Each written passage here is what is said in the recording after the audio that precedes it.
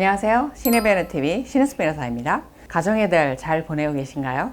여러 가지로 부담스럽죠. 왜냐하면 행사가 너무 많죠. 그런데요, 이상한 건 제가 1년에 이제 이혼 사건을 진행하는 부분, 새로운 신사건을 진행하는 부분을 이렇게 한 10년간 이렇게 쭉 통계를 내보니까 5월달이 신사건이 가장 적습니다. 행사가 많은 달에 이혼소송을 전격적으로 진행한다는 게 양측에 부담이 간다는 거죠. 왜냐하면 가족들이 모이면 이혼소송이 진행되는 게 갑자기 확 소문이 날 테니까 그런 부분 때문이지 않을까라고 싶기도 하고, 어쨌든 몇 년을 살았던 아이를 낳고 살았던 부부가 이혼을 하면서 굳이 이렇게 행사가 많은 달에 이렇게 이혼을 진행하는 거는 그래도 부담스러워하지 않나라는 생각이 듭니다. 어찌됐든 가정의 달 행복하시기 바랍니다.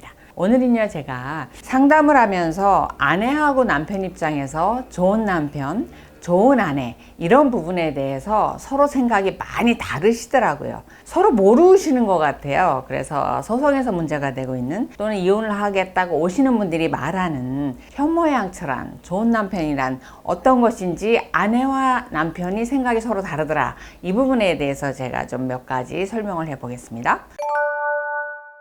우선 제가 학교 다닐 때만 해도 장래 희망하는 직업 뭐 이런 걸 질문을 한 적이 있어요. 거기에 적지 않은 그 여학생들이 현모양처라고 쓴 분들이 많았어요. 아마 여러분들도 주요 시청층이 60대 전후시거든요. 그때 나도 현모양처가 원하는 직업이다 라고 쓴 분들이 아마 계실 거예요. 그때만 해도 이제 아내가, 여자가 결혼 전에는 아버지의 말을 따르고 결혼한 후에는 남편의 말을 따르고 자녀들 충실히 양육하는 거, 이게 최선이다, 그리고 이게 좋은 여자다, 여자 일생으로 최선이다, 최고다, 이런 생각을 하셨던 거죠. 근데 지금 그게 나쁘다는 거는 절대 아니라, 나쁘다는 거는 아닌데, 시대가 바뀌다 보니까 지금은 나의 이름은 가나다, 인간 누구 가나다, 이런 걸로 나의 성공을 이루고 싶고 내 이름 석자를 남기고 싶어, 이런 욕망도 여자분한테 굉장히 커졌죠. 그러다 보니까 현모양처라는 단어 자체를 많이 잊혀진 단어라고 볼 수 있는 거예요. 근데 결혼하고 이혼하러 오시려는 분들 보면은 말로는 내가 현모양처로 살려고 했어요, 이런 현모양처라는 단어는 쓰고 있지 않지만, 내가 아이들 성실히 기르고 남편이 벌어다닐 줄 아껴서 집안채 마련하고 시부모님 공양하고 정말 잘 살았다, 그런데 남편이 이렇게 이제 말씀하시는 경우가 많거든요.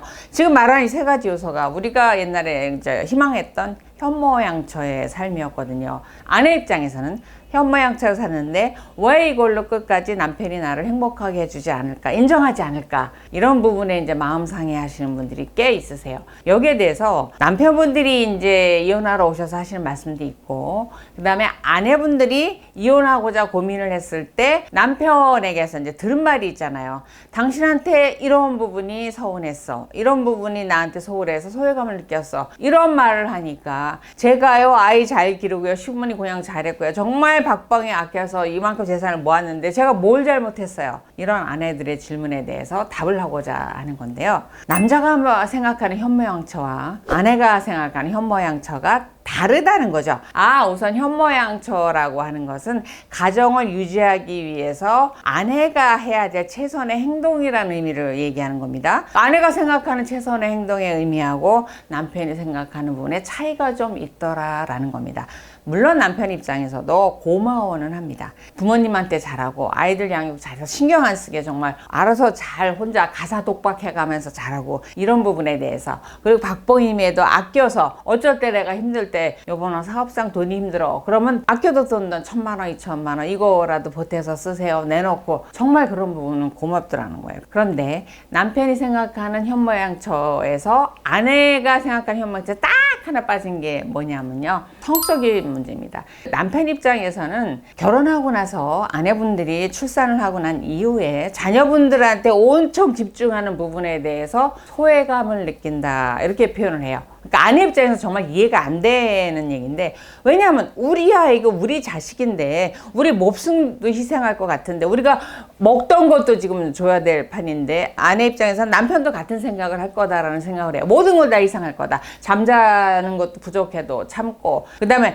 내가 어디 뭐 친구들하고 놀러 가고 싶어도 참고, 아이들을 데리고 자야 되니까 남편하고 각방 쓰고 이런 부분도 참아야 된다라고 생각하는 아내의 생각인 반면, 남편 입장에서는 갑자기 식단이 출산 전에는 아내와 자기 남편 위주로 했던 식단이 갑자기 아이들이 출생하면서 아이들 식단으로 확 바뀌게 되잖아요. 그 다음에 모든 생활 리듬이 다 아이들 위주로 이제 바뀌게 된다는 거죠. 주말에 어디 여행을 가고 싶어도 아이들과 함께 갈 수 있는 가까운 데 가게 되고 1박 2일은 뭐 꿈도 못 꾸고 이렇게 된다는 거죠. 그리고 무엇보다도 잠자리를 이제 안 하게 된다라는 거야. 이 부분에 대해서 남편 입장에선 그렇게 말을 한다는 거죠. 아내들한테. 얼마 전에 남편이 외도했다고 이혼을 해야 될지 말아야 될지 고민이 된다고는 젊은 아내가 있었습니다. 그 아내가 남편의 외도를 알게 된 거죠. 그래서 하늘이 무너지는 것 같고 울고 불고 체중도 빠지고 남편하고 싸우기도 하고 원망하기도 하고 했는데 정말 어떻게 해야 될지 모르겠다고 왔는데 남편이 그렇게 말을 하더랍니다. 그동안 내가 너무 외로웠어. 미안해. 잘못했어. 근데 내가 그동안 너무 외로웠어. 그래서 잠깐 한눈을 팔았어. 이렇게 설명을 하더라는 거예요. 아내 입장은 그거예요. 왜 외롭냐는 거예요. 왜? 아내가 있고 자식들이 있는데 왜 외롭냐는 거예요. 근데 남편은 아내가 아이들만 바라보고 아이들만 맛있는 거 해주고 남편이 좋아하는 거 음식 안 해주고 그리고 아이들만 맛있는 거 해주고 여유가 생기면 아이들 옷부터 사주고 자기 옷은 사주지도 않고 그러니까 출산 전에 비해서 확 아내가 너무 뭐 자녀들 쪽으로 이렇게 돌아선 부분에 대해서 외로웠다 이렇게 표현해요. 그래서 제가 저 아내한테 그렇게 말을 했어요. 그 문제는 우리가 해결할 수 있는 문제가 아니고 저 위에 계신 조물주가 그렇게 해놨다고 하는데 남자들의 변명은 조물주한테 가서 따져봐라. 그럼 그렇게 만들어 놓은 걸 어떡하냐 그렇게 얘기하니까 이거는 인간의 영역은 아닌 것 같고 조물주의 영역인 것 같은데 그 아내한테 제가 그랬어요. 남편을 막내 아들로 생각을 해봐라. 막내 아들로. 그래서 항상 돌봐주고 시선을 주고 그다음에 맛있는 거 챙겨주고 이래야 대한 막내 아들로 생각하고 돌봐주면 마음을 돌릴 것 같다. 그리고 오늘 저녁에는 집에 가서 아이들이 좋아하는 거 해주지 말고 남편이 좋아하는 거 음식 좀 마련해서 기다려봐라. 물론 남편이 잘했다는 거 아닙니다. 그리고 아내분의 상처도 굉장히 큽니다. 그렇지만 남편들이 아내가 아이들한테 그리고 부모님한테가 시선이 가 있어도 질투를 느낀다. 질투라기보다 소외를 느낀다는 거 아닙니까? 그래서 남편이 바라는 현모양처에는 아이 잘 돌보고 부모님한테 잘하는 것도 좋지만 나에게 집중해주고 내 중심으로 식단도 좀 해주고 이런 거를 원하더라. 그래서 남편이 바라는 아내상은 자녀, 시부모 그리고 나를 연애할 때처럼 챙겨줘라. 이 한 가지가 더 있다라는 겁니다. 힘드시죠? 아내분들 가사독박하면서 특히 젊은 아내분들 어린 아이들 가지고 힘드시죠. 그럼 어쩌겠습니까? 조물주가 그렇게 만들어 놨다는데 남편한테도 시선을 좀 주시기 바랍니다. 남편도 본인이 아이한테 온통 올인하듯이 너무나 사랑스러운 눈에서 올인하듯이 남편도 물론 사랑은 하지만 본인도 똑같이 관심 받고 싶어 하고 그 다음에 출산하기 전처럼 잠자리도 원활히 자주 하고 싶고 이렇다라고 합니다. 그래서 남편이 바라는 현모양처는 나를 돌봐주기를 바라는 그런 게 한 가지 요소가 더 있더랍니다. 오늘 영상 도움이 되셨다면 좋아요, 구독하기 부탁드립니다.